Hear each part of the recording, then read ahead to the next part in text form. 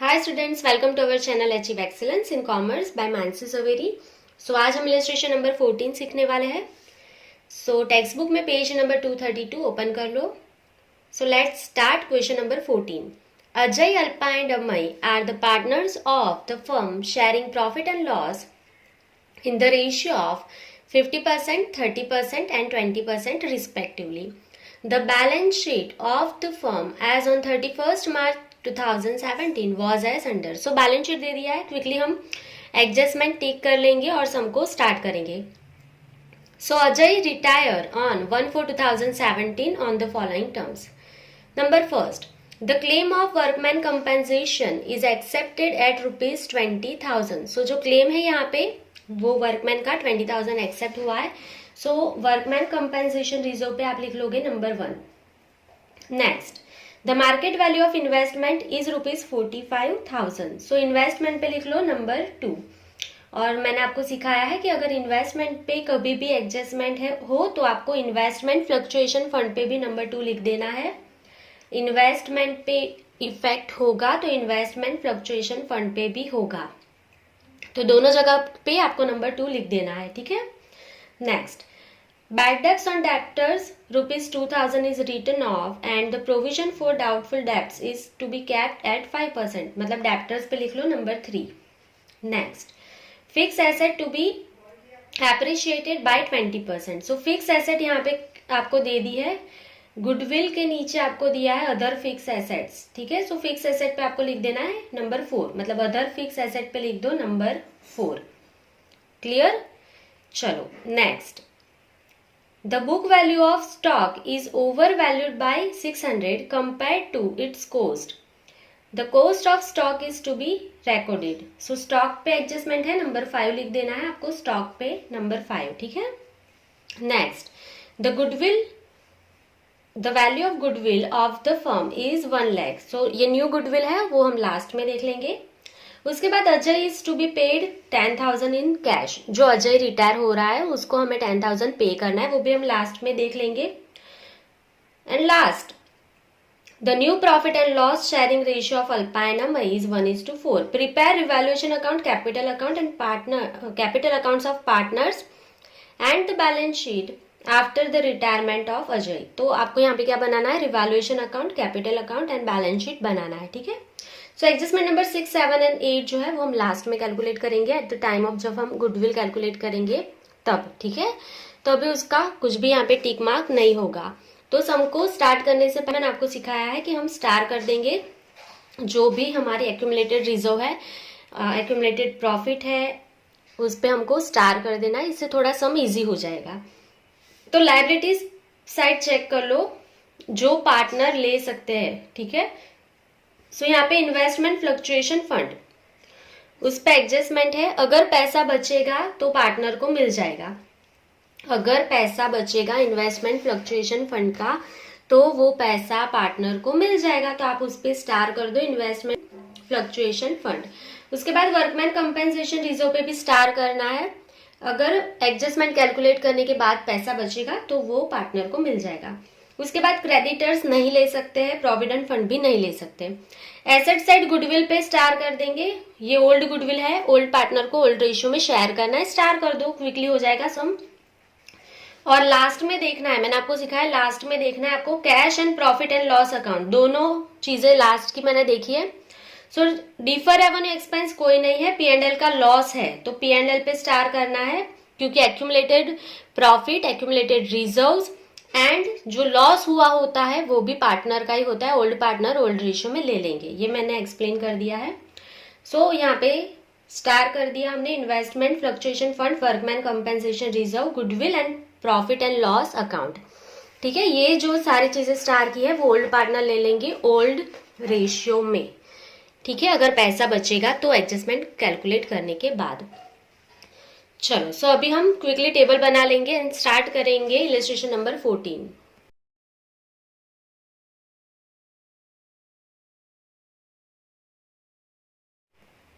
सो यहाँ पे मैंने रिवैल्यूएशन अकाउंट बना लिया है, उसके बाद यहाँ पे पार्टनर्स कैपिटल अकाउंट बना लिया है और balance sheet as on 1/4/2017 after retirement ये बना लिया है। आपको टेक्स्ट बुक ओपन करके ही रखना है, यहाँ पे मैं क्वेश्चन नहीं दिखा रही हूँ, पूरा सम ही आपको यहाँ पे दिखेगा। चलो, तो सबसे पहले क्या करना है हमें, आपने एडजस्टमेंट लिख लिया है, ठीक है। अभी लायबिलिटीज साइड से सम को शुरू करेंगे। सो लायबिलिटीज साइड आपको देखना है, सबसे पहले हमें कैपिटल अकाउंट्स दिए हैं, ठीक है। सबसे पहले हमें कैपिटल अकाउंट्स दिए, तो कैपिटल अकाउंट में जाना है। कैपिटल की क्रेडिट बैलेंस होती है, ये आप सबको पता है। सो यहाँ पे हम लिख रहे हैं by balance brought down, by balance brought down.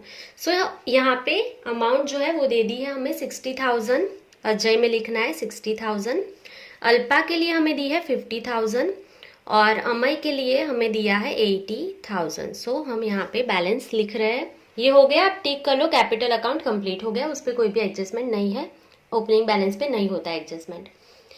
उसके बाद है इन्वेस्टमेंट फ्लक्चुएशन फंड, जिस पे आपने स्टार भी किया है और उस पे एडजस्टमेंट नंबर 2 भी लिखा है। तो क्या लिखा है एडजस्टमेंट नंबर 2 में, वो रीड करेंगे पहले। The market value of investment is ₹45,000। देखो अभी इन्वेस्टमेंट बैलेंस शीट में कितने हैं, 60,000 है, सबको अमाउंट मिल गया।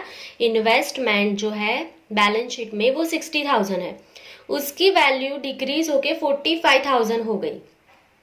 इन्वेस्टमेंट की वैल्यू डिक्रीज होके 45,000 हो गई, 60,000, तो मतलब वैल्यू कम हुई। तो अभी ये सोचो कितनी कम हुई, यहाँ पे 15,000 कम हुई ना। तो इसको अगर आपको लिखना है तो यहाँ पे मैं लिख के दे रही हूँ एडजस्टमेंट नंबर 2। जो हमारे इन्वेस्टमेंट है, investment in balance sheet. So balance sheet में जो इन्वेस्टमेंट आपको दिए है वो 60,000 है, यहाँ पे एक लाइन ड्रॉ कर लेंगे। बैलेंस शीट में इन्वेस्टमेंट 60,000 है, ठीक है। आपको एडजस्टमेंट में बोला है कि मार्केट वैल्यू, एडजस्टमेंट में बोला है मार्केट वैल्यू जो है इन्वेस्टमेंट की वो कितनी हो गई है, अभी 45,000 हो गई है। सो इन्वेस्टमेंट डिक्रीज हुआ है 15,000 से, उसकी वैल्यू डिक्रीज हो गई 15,000 से, ठीक है। 15,000 डिक्रीज हुआ है, पर उसके सामने हमारे पास फंड है 20,000। देखो अभी हमारे पास इन्वेस्टमेंट फ्लक्चुएशन फंड है कितना, 20,000। ऑलरेडी हमारे पास 20,000 फंड है, उसमें से ये जो डिक्रीज हुआ मतलब ये जो लॉस हुआ वो फंड में से दे दो। So minus decrease in investment, कितना डिक्रीज हो गया, 15,000 डिक्रीज हो गया। तो आप लॉस यहाँ से रिटर्न ऑफ कर दो, तो फिर भी आपके पास 5,000 अमाउंट बचती है, आपके पास 5,000 अमाउंट बचती है इन्वेस्टमेंट फ्लक्चुएशन फंड की। और ये 5,000 जो अमाउंट है वो कौन ले लेंगे, ओल्ड पार्टनर। ये पैसा बचेगा तो ओल्ड पार्टनर का होगा इन ओल्ड रेशियो। तो ओल्ड रेशियो के लिए आपको बोला है ना, ओल्ड रेशियो के लिए आपको बोला है यहाँ पे अजय, अल्पा एंड अमय 50%, 30% एंड 20%, मतलब कितना कितना होगा यहाँ पे 5:3:2 हो जाएगा। ओल्ड रेशियो 5:3:2, ठीक है। 50%, 30%, 20%, मतलब 5:3:2 ये हमारा ओल्ड रेशियो है। ये आपको समझ आ गया होगा कि 100 का 50% 50 होगा, 100 का 30% 30 होगा, 100 का 20% 20 होगा, मतलब 50:30:20। एक एक जीरो कट कर दो क्योंकि 10 कॉमन टेबल है, सो जीरो कट कर लेंगे। सो 5:3:2, ठीक है। इतना मैं ज्यादा लिख नहीं रही हूँ, आपको समझ आ गया होगा। सो ये जो 5,000 पैसा बच रहा है ना वो ओल्ड पार्टनर ले लेंगे ओल्ड रेशियो में 5:3:2 में। क्लियर? तो बहुत सिंपल था। तो सबसे पहले इन्वेस्टमेंट जो है उसकी वैल्यू डिक्रीज हुई है ना, तो यहाँ पे हम बैलेंस शीट में जाएंगे और इन्वेस्टमेंट लिख लेंगे। सो यहाँ पे इन्वेस्टमेंट के पहले फिक्स एसेट आते हैं तो 1-2 लाइन छोड़ देना है और यहाँ पे लिख लेंगे इन्वेस्टमेंट। और कितनी है बैलेंस शीट में अमाउंट 60,000 माइनस डिक्रीज, उसकी वैल्यू डिक्रीज हुई है, हमने यहाँ पे कैलकुलेट किया है 15,000। सो अभी उसकी मार्केट वैल्यू आउटर कॉलम में कितनी है, 45,000 हो गया। और लॉस हमने दे दिया 15,000 का फ्लक्चुएशन फंड में से, तो अभी भी हमारे पास 5,000 है। तो ये 5,000 किसके हो गए, ओल्ड पार्टनर को मिल जाएंगे ओल्ड रेशियो में। सो यहाँ पे पार्टनर को मिलेंगे तो क्रेडिट साइड लिख लेंगे by investment fluctuation fund account, investment fluctuation fund. So 5000 को डिस्ट्रीब्यूट कर लेंगे 5:3:2 में। 5000 को डिस्ट्रीब्यूट कर लेंगे 5:3:2 में। सो 5000 डिवाइड बाय 10, इसका टोटल क्या हो गया 10। 5000 divide by 10 into 5 is equals to, so यहाँ पे क्या अमाउंट आई 2500, 3 is equals to 1500 and 2 is equals to 1000। So ये आपका एडजस्टमेंट नंबर जो 2 था वो कंप्लीट हो गया है। आई होप कि आपको पूरा समझ में आ गया है। एडजस्टमेंट नंबर 2 आपको टिक कर लेना है। नेक्स्ट, उसके बाद दिया है वर्कमैन कंपेंसेशन रिजर्व। सो उस पर एडजस्टमेंट नंबर 1 है, पहले वो देख लो। The claim of workman compensation is accepted ₹20,000। तो ऊपर देखो आपके पास बैलेंस शीट में 30,000 है, तो यहाँ पे मैं एडजस्टमेंट नंबर 1 भी लिख देती हूँ। एडजस्टमेंट नंबर 1, चलो, सो वर्कमैन कंपेंसेशन फंड और रिजर्व, वर्कमैन कंपेंसेशन रिजर्व, ये बैलेंस शीट में आपके पास है 30,000। ठीक है।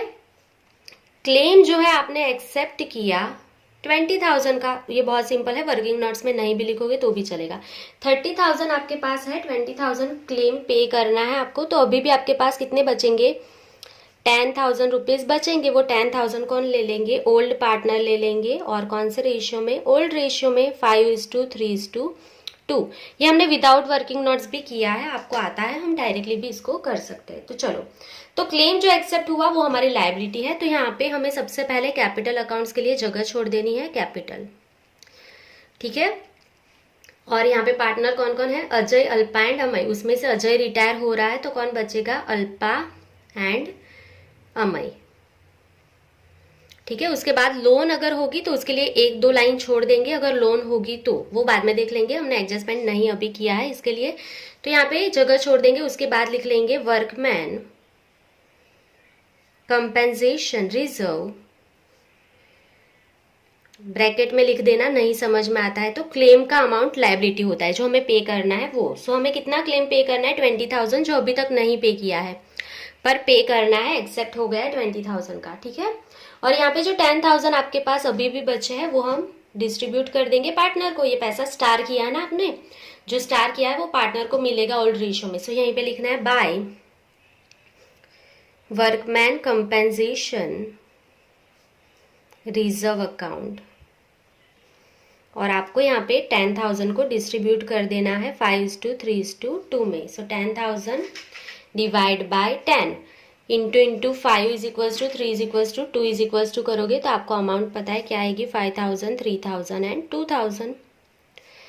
सो ये डिस्ट्रीब्यूट हो गया, आपका एडजस्टमेंट नंबर 1 कंप्लीट हो गया है। टिक कर लो, एडजस्टमेंट नंबर 1 हो गया। चलो नेक्स्ट, उसके बाद क्रेडिटर्स दिए हैं, कोई एडजस्टमेंट नहीं है, सो यहाँ पे करंट लाइबिलिटीज में लिखे जाते हैं। सो यहाँ पे हम लिख रहे हैं क्रेडिटर्स, अमाउंट कितनी है 40,000, आउटर कॉलम में लिख लेंगे। उसके बाद है प्रोविडेंट फंड, कोई भी एडजस्टमेंट नहीं है, वो भी हमारे लिए लायबिलिटी है, यहीं पे लिखा जाता है प्रोविडेंट फंड 60,000। चलो, सो लायबिलिटीज साइड आपकी पूरी कंप्लीट हो गई है, बहुत सिंपल था ये। उसके बाद एसेट साइड देख लो, जो स्टार किया है सबसे पहले गुडविल, तो स्टार किया है ना एसेट साइड, वो पैसा पार्टनर के पास से लेना होता है, डेबिट साइड ही लिखा जाता है। देखो एसेट साइड जो भी स्टार है वो यहीं पे आएगा, और लायबिलिटीज साइड जो भी स्टार है वो क्रेडिट साइड जाएगा, ये ऐसा ही होता है। ठीक है। अगर एडजस्टमेंट करने के बाद भी पैसा बचता है तो पार्टनर को मिलेगा, और एसेट साइड जितनी भी चीजें स्टार की है वो यहाँ पे डेबिट साइड ही जाएगी। वो उसकी पूरी थ्योरी मैंने आपको एक्सप्लेन कर दी है, मैं बार बार एक्सप्लेन नहीं करूंगी उसको। सो 2 गुडविल अकाउंट, ये ओल्ड गुडविल को हम रिटर्न ऑफ कर रहे हैं। ओल्ड गुडविल कितनी है 50,000, उसको रिटर्न ऑफ करना है 5:3:2 में, ओल्ड रेशियो में। So 50,000 divided by 10 into 5 is equals to, so यहाँ पे अमाउंट आ गई 25,000, 3 is equals to 15,000, 2 is equals to 10,000। So ये ओल्ड गुडविल रिटर्न ऑफ हो गई है, टिक मार्क्स कर लेना, गुडविल हो गया। नेक्स्ट, अदर फिक्स एसेट, उस पर एडजस्टमेंट है, तो पहले other fix asset balance sheet में लिख लेंगे, यहाँ पे अदर फिक्स्ड एसेट्स, और अमाउंट क्या है उसकी 1 lakh. Adjustment number 4, fix asset is to be appreciated by 20%। 20% appreciated हुआ है, मतलब उसकी वैल्यू इंक्रीज हुई, एप्रिशिएटेड मतलब ज्यादा हुई वैल्यू। So plus increase 20%। सो 1 लाख का 20% क्या होगा, 20,000 इंक्रीज हुआ है। अगर एसेट इंक्रीज हुआ है तो ऐड करेंगे, आउटर कॉलम में कितना चला जाएगा, 1,20,000। क्लियर। एसेट इंक्रीज हुई है तो एसेट डेबिट ही रहेगी, तो क्रेडिट कौन होगा, रिवैल्यूएशन अकाउंट क्रेडिट होगा। और अदर वे में समझना है तो एसेट की वैल्यू इंक्रीज हुई तो प्रॉफिट हुआ, प्रॉफिट हुआ तो रिवैल्यूएशन अकाउंट क्रेडिट होगा। तो यहाँ पे हम लिख लेंगे बाय फिक्स एसेट, और कितना इंक्रीज हुआ, 20,000। चलो, सो ये आपका एडजस्टमेंट नंबर फिक्स एसेट पे कौन सा था, नंबर 4। ये कंप्लीट हो गया, फिक्स एसेट कंप्लीट हो गया, टिक मार्क कर लो। चलो, उसके बाद इन्वेस्टमेंट वो हो गया, टिक मार्क कर लो, हमने कैलकुलेशन कर लिया है इन्वेस्टमेंट का, टिक मार्क कर लो। उसके बाद डेप्टर्स, उस पर एडजस्टमेंट है, उसके पहले हम यहाँ पे डेप्टर्स लिख लेंगे, बैलेंस शीट में लिखे जाते हैं, आपको पता है एसेट साइड। सो डेप्टर्स जो है इनर कॉलम में हम लिख रहे हैं 70,000 है। चलो, एडजस्टमेंट नंबर कौन सा है, नंबर 3, रीड कर लो। एडजस्टमेंट नंबर 3 क्या बोला है, bad debts on debtors ₹2,000 is to be return off. ठीक है, सो आपको बैड डेब्ट्स जो है 2,000 रिटर्न ऑफ करना है, तो यहाँ पे हम माइनस कर रहे हैं बैड डेब्ट्स 2,000। चलो, सो 2,000 माइनस करेंगे, इनर कॉलम में ही लिखना है अमाउंट, क्योंकि उसके आगे भी आपको बीडीआर दिया है, एडजस्टमेंट में ही पढ़ो। एंड बीडीआर मतलब provision for doubtful debt is to be kept 5%। So यहाँ पे हम लिख रहे हैं minus BDR 5%। Clear. So 68,000 into 5% करना है हमें, 68,000 इंटू 5%। सो यहाँ पे क्या अमाउंट आएगी, 3,400। माइनस करके आउटर कॉलम में लेके जाएंगे, 68,000 माइनस 3,400। सो आउटर कॉलम में क्या अमाउंट जाएगी, 64,600। ठीक है, सो ये आपका बैड डेब्ट्स एंड बीडीआर हो गया। अभी बात करेंगे बैड डेब्ट्स रिजर्व, जो ऑलरेडी आपको 6,000 बैलेंस शीट में दिया है, उसका क्या करना है। ठीक है, तो उसके लिए यहाँ पे देखो आप, तो 6,000 रुपीज आपके पास बीडीआर थी, ओल्ड बीडीआर बैलेंस शीट में, उसमें से बैड डेब्ट्स आपको हो गई 2,000। देखो, जिसको नहीं समझ में आता है उनके लिए मैं लिख के दिखा देती हूँ। यहाँ पे एडजस्टमेंट नंबर कौन सा है, ये बैड डेब्ट्स के लिए नंबर 3। सो यहाँ पे मैं लिख रही हूँ एडजस्टमेंट नंबर 3। सो बीडीआर बैलेंस शीट में जो दी है, बीडीआर बैलेंस शीट में जो आपको दी है वो कितनी है, यहाँ पे 6,000। ठीक है, बीडीआर आपको बैलेंस शीट में दिया है 6,000, माइनस आपको जो बैड डेब्ट्स हुई है न्यू। ठीक है, बैड डेब्ट्स जो हुई है एडजस्टमेंट की, या न्यू लिख दो, जो भी लिखोगे, 2,000 आपको बैड डेब्ट्स हो गई, उसके सामने आपके पास 6,000 रुपीज थे। ठीक है, बीडीआर मतलब आपने रिजर्व रखा था बैड डेब्ट्स के सामने, वो 6,000 है, और बैड डेब्ट्स उसके सामने 2,000 हुई, तो अभी भी आपके पास कितने रुपीज बचे हैं, 4,000 रुपीज अभी भी आपके पास है। अभी उसमें से आपको न्यू बीडीआर रखना है 3,400, सिर्फ आपको 3,400 न्यू बीडीआर रखना है एडजस्टमेंट का। ठीक है, कितना रखना है, सिर्फ 3,400 ही आपको यहाँ पे न्यू बीडीआर लिखना है। सो अभी आप समझ सकते हो कि ये जो डिफरेंस आया कितना, 600, जो डिफरेंस आया वो आपका प्रॉफिट है, ये जो डिफरेंस आया वो आपका प्रॉफिट है। तो अभी क्या करोगे, ये जो प्रॉफिट है वो रिवैल्यूएशन अकाउंट में क्या हो जाएगा, क्रेडिट हो जाएगा। क्यों, क्योंकि ये 4,000 आपके पास अमाउंट है बीडीआर की, उसमें से अभी आपने न्यू बीडीआर कितना रखा है, सिर्फ 3,400। सो ये 600 अमाउंट आपके पास पैसे ज्यादा है, ये प्रॉफिट हुआ, प्रॉफिट हुआ तो रिवैल्यूएशन में आप क्रेडिट साइड लिख लोगे। सो यहाँ पे हम लिख रहे हैं रिवैल्यूएशन क्रेडिट। ठीक है, रिवैल्यूएशन में क्रेडिट साइड लिखी जाएगी अमाउंट। सो हम रिवैल्यूएशन अकाउंट के क्रेडिट साइड, अभी आपको ये नहीं लिखना है ना वर्किंग नोट्स, तो डायरेक्टली भी लिख सकते हो। सो बाय बीडीआर अकाउंट डायरेक्टली अगर लिखना है तो क्या करोगे, 6,000 है, उसमें से पहले 2,000 दे दो, माइनस करो तो 4,000 आ गए, उसमें से न्यू बीडीआर भी माइनस कर दो 3,400, तो आ गया आपका आंसर 600। सो वो आउटर कॉलम में चला जाएगा। ठीक है, ये सिंपल था, डायरेक्टली भी कर सकते हो अगर ये नहीं करना है तो भी। चलो, सो डेप्टर्स हो गया, एडजस्टमेंट नंबर 3 हो गया, आप टिक मार्क कर दोगे। चलो, उसके बाद आगे देखेंगे स्टॉक। सो यहाँ पे हम लिख रहे हैं स्टॉक, उस पर एडजस्टमेंट है, सो इनर कॉलम में लिखना है स्टॉक कितना है, 20,000। स्टॉक है 20,000, उस पे है adjustment number 5। The book value of stock is over valued by ₹600 compare to its cost. ये जो बुक वैल्यू है, ठीक है, उसमें क्या हुआ है, ओवर वैल्यूड बाय 600, इसमें 600 ज्यादा कैलकुलेट कर लिए हैं, और जो अभी स्टॉक है ना वो कॉस्ट वैल्यू से लिखना है, बुक वैल्यू से नहीं लिखना है, तो ये गलती से 600 ज्यादा कैलकुलेट किए हैं, सो माइनस कर देना है, ज्यादा कैलकुलेट कर दिया है तो डिक्रीज कर दो, ठीक है। सो 20,000 माइनस 600, सो आंसर इज 19,400। अगर स्टॉक की वैल्यू डिक्रीज हुई तो एसेट डिक्रीज हुई तो एसेट क्रेडिट हो जाएगा, तो डेबिट कौन, रिवैल्यूएशन। अदरवाइज एसेट डिक्रीज हुई तो लॉस हो गया, लॉस हो गया तो रिवैल्यूएशन डेबिट होगा। जो भी रूल समझ में आए डेबिट ही होगा, ठीक है। सो यहाँ पे हम लिख लेंगे टू स्टॉक अकाउंट कितना डिक्रीज हुआ है, 600 डिक्रीज हुआ है। चलो स्टॉक हो गया, टिक मार्क कर लो। उसके बाद कैश। सो कैश के लिए यहाँ पे देखो, Ajay is to be paid 10,000 in cash, तो कैश पे ना लिखना रह गया हमारा एडजस्टमेंट नंबर 7। कैश पे लिख दो, एडजस्टमेंट नंबर 7 है, क्योंकि अजय को हमें 10,000 कैश पे करना है। तो हमने यहाँ पे कैश अकाउंट नहीं बनाया है क्योंकि एक ही एडजस्टमेंट है। तो देखो कैश जो है ना यहाँ पे बैलेंस शीट में हमारे पास कितने हैं, 60,000 है, 16,000। उसमें से आप अजय को पे कर दो 10,000, सो 10,000 अजय को पे कर दो, तो अभी कितना बचेगा आपके पास,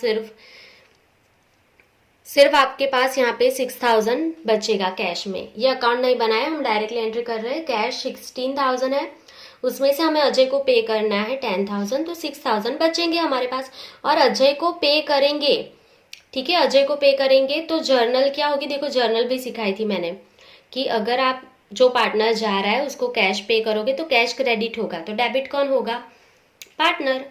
जो पार्टनर को पैसा मिलेगा वो डेबिट हो जाएगा, तो किसको मिले, अजय को पैसे मिले यहाँ पे। सो यहाँ पे हम क्या लिखेंगे, to cash account, to cash account Ajay को पैसे दे दिए आपने 10,000, हो गया ये।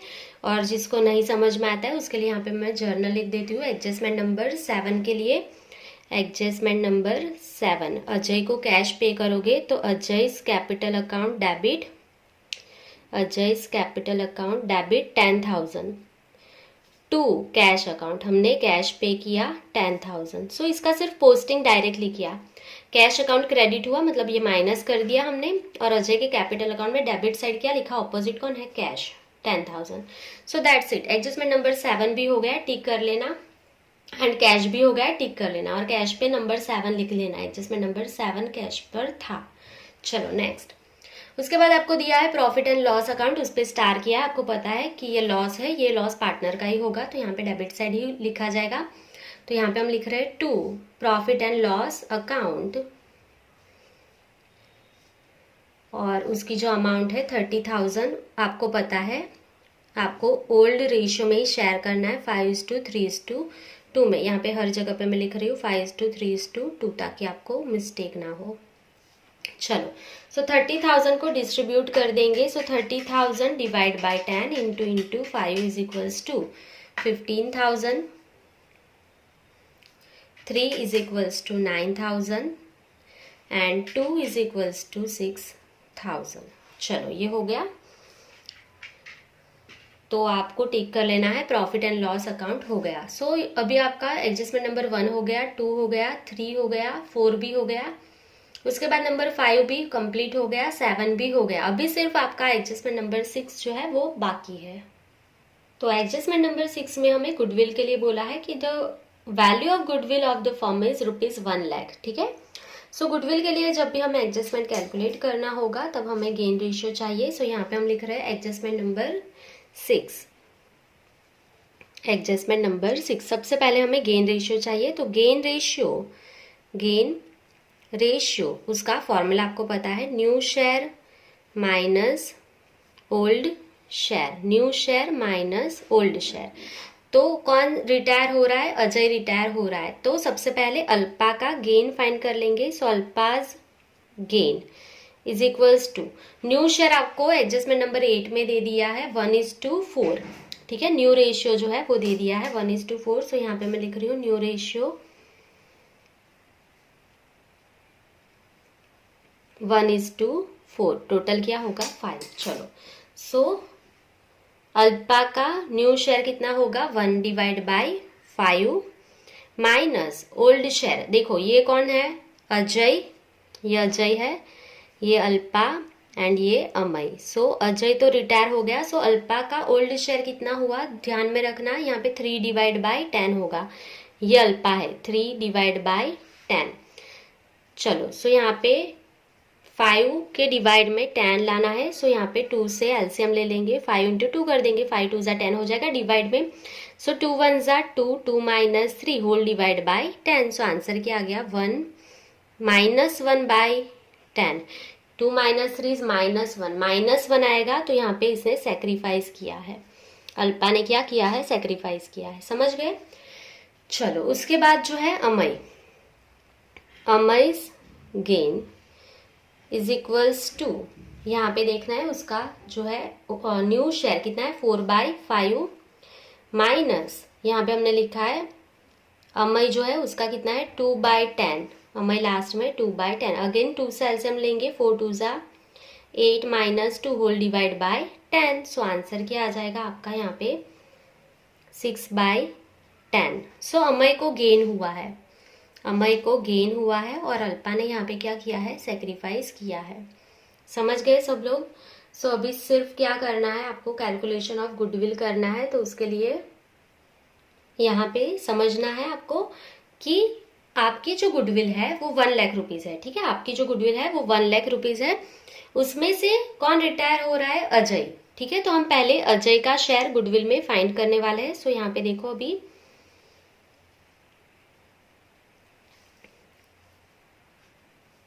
अजय's share in goodwill, Ajay share in goodwill.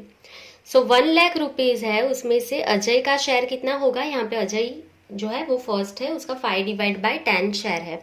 So 1 lakh into 5/10, तो अजय की गुडविल कितनी है 50,000। सो अजय की जो गुडविल है वो कितनी है 50,000 है। अब हमें क्या करना है, यहाँ पे अल्पा एंड अमय की गुडविल भी फाइंड करनी है। सो यहीं पे लिखेंगे Alpa's share in goodwill, Alpa's share in goodwill. चलो सो 1 लाख रुपीज है, उसमें से अल्पा जो है उसे सेक्रीफाइस किया है, अल्पा ने सेक्रीफाइस किया है 1/10। सो 1 लाख इंटू 1/10। सो आपका आंसर यहाँ पे क्या आ जाएगा 1 लाख इंटू 1/10 मतलब 10,000। और यहाँ पे गेन किसने किया है, अमय ने गेन किया है 6/10। सो इन दोनों का टोटल उसको अमय को मिल जाएगा।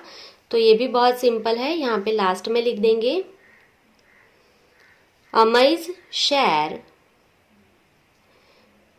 इन goodwill is equals to 1 lakh into 6/10। So answer क्या आ जाएगा आपका 60,000। सो समझने की बात ये वाले सम में ये है कि अजय जा रहा है, ये रिटायर हो रहा है, तो ये गुडविल का पैसा लेके जाएगा, ये क्रेडिट ही होगा। समझने की बात क्या है, अजय जाएगा, ठीक है, तो ये क्रेडिट ही होगा, क्योंकि ये क्या हो रहा है रिटायर हो रहा है ना अजय। तो मैंने आपको बोला था जो रिटायर होगा वो क्रेडिट होगा, ये गुडविल का पैसा ठीक है लेके जाएगा, क्योंकि वो प्रॉफिट का शेयर दे रहा है ना, इसको पैसा मिलेगा।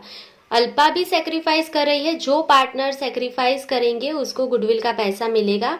तो यहाँ पे अल्पा भी क्या होगी क्रेडिट, जो गेन कर रहा है वो डेबिट होता है, ठीक है। बहुत सिंपल सा रूल जो मैंने आपको सिखाया था, मैं यहाँ पे आपको अगेन लिख के दिखाती हूँ।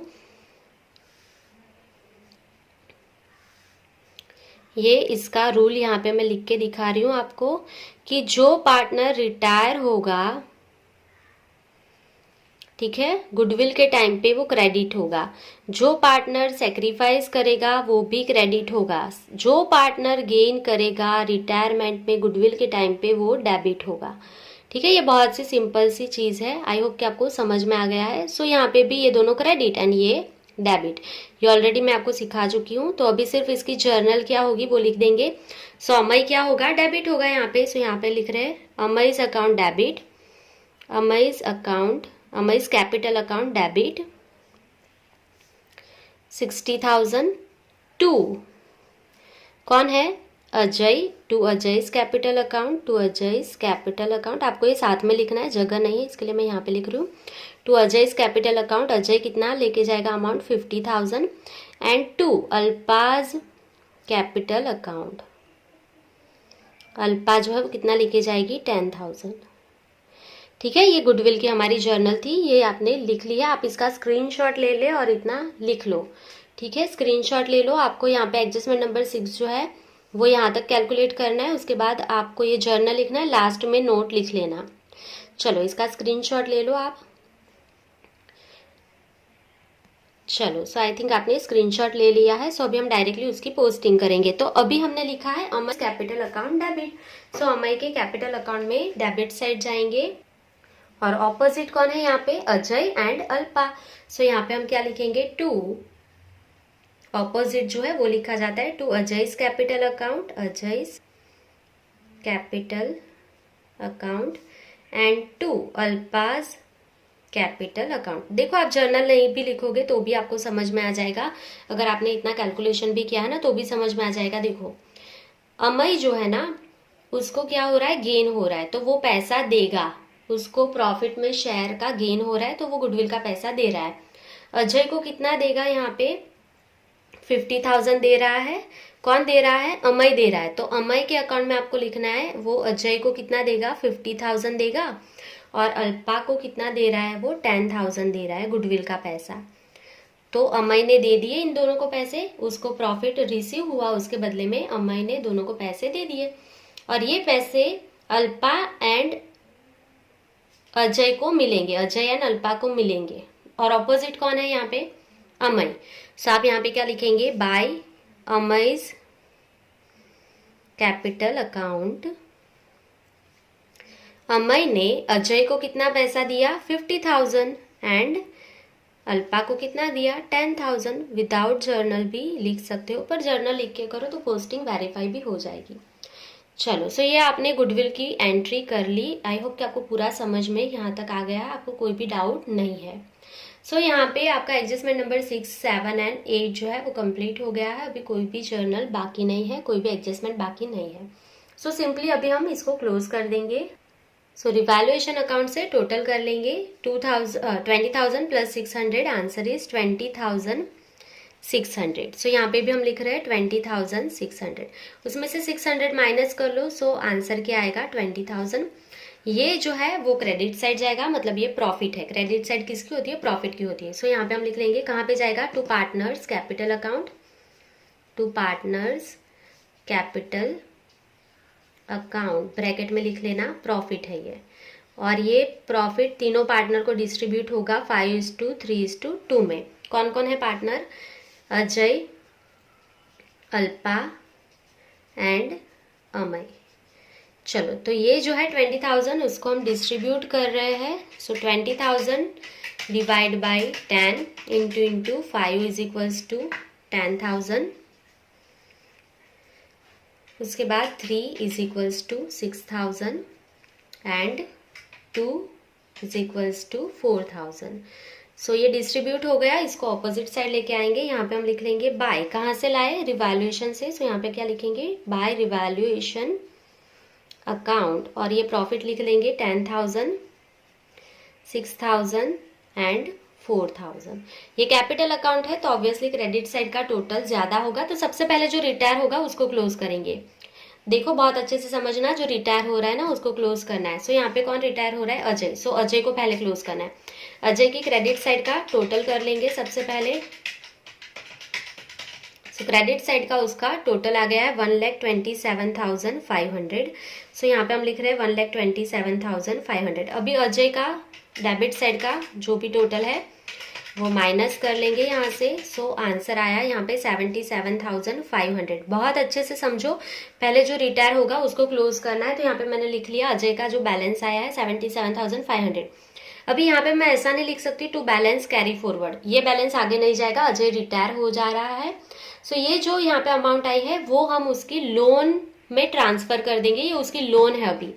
सो यहाँ पे क्या लिखना है, टू अजय's लोन अकाउंट। अच्छे से देख लो, ये बैलेंस आगे नहीं जाएगी। अजय चला गया अभी इस डेट से, तो अजय के लोन में ट्रांसफर हो जाएगा। तो मैंने यहाँ पे आपको बोला है कि लोन आएगी तो इसके लिए एक दो जगह छोड़ ही देना है हमें। सो यहाँ पे हम लिख लेंगे अजय लोन अकाउंट। अजय की लोन अभी हमें पे करनी है, हमारी लायबिलिटी है 77,500, ये बाकी है पैसा पे करना। अजय रिटायरमेंट हो गया, उसको इतना पैसा हमें देना है। क्लियर? चलो, तो ये बहुत सिंपल था। अभी अल्पा एंड अमय जो है उसका क्लोज कर देंगे। तो अल्पा का क्रेडिट साइड का टोटल कर लेंगे। सो क्रेडिट साइड का टोटल अल्पा का आया है 70,500। सो दोनों तरफ लिख लेंगे 70,500, माइनस कर देंगे डेबिट साइड जितनी भी अमाउंट है। सो अमाउंट आपको मिलेगी 46,500। और ये जो आई है यहाँ पे आपको लिखना है टू बैलेंस कैरी फॉरवर्ड और क्रेडिट डाउन। सो ये आपको अल्पा का बैलेंस मिल गया। ऐसा आप अमय का भी फाइंड कर लो, 80,000 प्लस 1,000 2,000 4,000। सो आंसर आ गया यहाँ पे 87,000। सो यहाँ पे भी हम लिखेंगे 87,000, माइनस कर देंगे डेबिट साइड की अमाउंट। सो आंसर क्या आया हमारा 11,000। सो यहाँ पे हम लिख रहे हैं 11,000। ठीक है।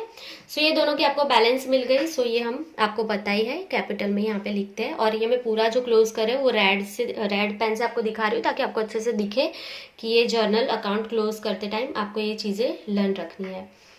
सो अल्पा का यहाँ पे बैलेंस आया है 46,500 और ये जो अमय है उसका आया है 11,000।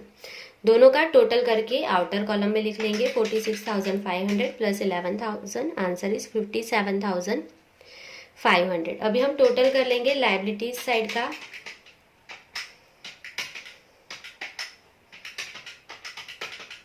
सो यहाँ पे आंसर आया है 2,55,000। ये आंसर हमारा एसेट साइड भी आना चाहिए। चेक कर लेंगे 1,20,000, 45,000, 64,600, 19,400 and 6,000। So answer is 2,55,000। So that's it. ये बहुत ही सिंपल सम था। आपके सारे यहाँ पे एंट्री हो गई है, बैलेंस शीट का टोटल इक्वल आ गया है, तो सम आपका राइट है। सो आई होप कि आपको पूरा सम समझ में आ गया है, आपको कोई भी इश्यू नहीं होगा इलस्ट्रेशन नंबर 14 में। सो आज के लिए बस इतना ही। Thank you for watching, keep learning.